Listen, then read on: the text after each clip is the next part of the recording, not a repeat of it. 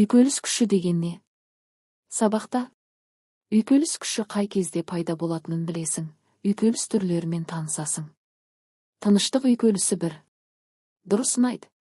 Негеш пен Эврика дауласып қалды. Негеш фотодағы суреттердің барлығы бір құбылысқа қатысты деп санайды, ал Эврика әртүрлі құбылыс көрсетілгенін айтады. Ал сен қалай ойлайсың? Оларға қандай төрелік айтар едің? 2. Тәжірибе жаса. Ойыншық мәшинені үстел, еден, кілем, құм үстінде жүргізіп, нәтижелерін тірке. Қай кезде мәшине дөңгелегімен оны жүргізген заттың беті арасында кедергі аз болды? Қай кезде кедергі көп болды? Бұл кедергіні үйкеліс деп атауға бола ма? Үйкеліс күшінің анықтамасы бір дене екінші дененің бетімен қозғалған кезде олардың жанасуына кедергі келтіретін күш пайда болады. Бұл күш үйкеліс күші деп аталады. Ол дененің қозғалысына қарсы бағытталады.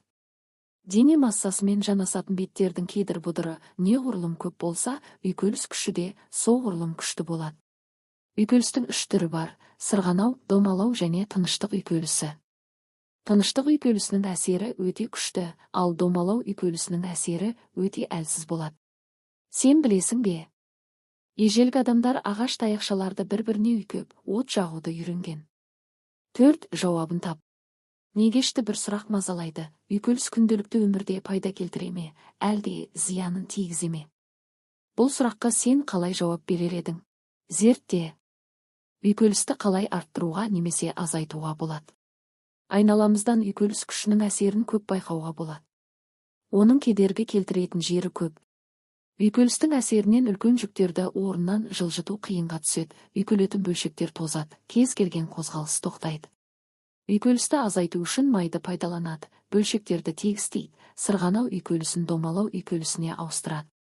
Дегенмен оның бізге көмегі де бар. Үйкеліс күшінің арқасында біз жер бетімен жүреміз, матадағы жіптер сусып кетпейді, қабырғадағы шегелер суырылып қалмайды. Есте сақта, үйкеліс күші екі дененің бір-біріне жанасқан беттерінің кедір бұдырлығынан пайда болады да, олардың қозғалысына кедергі келтіреді. Үйкеліс кейде пайдалы, кейде зиянды. Қажет кезде үйкелісті азайтуға не арттыруға болады?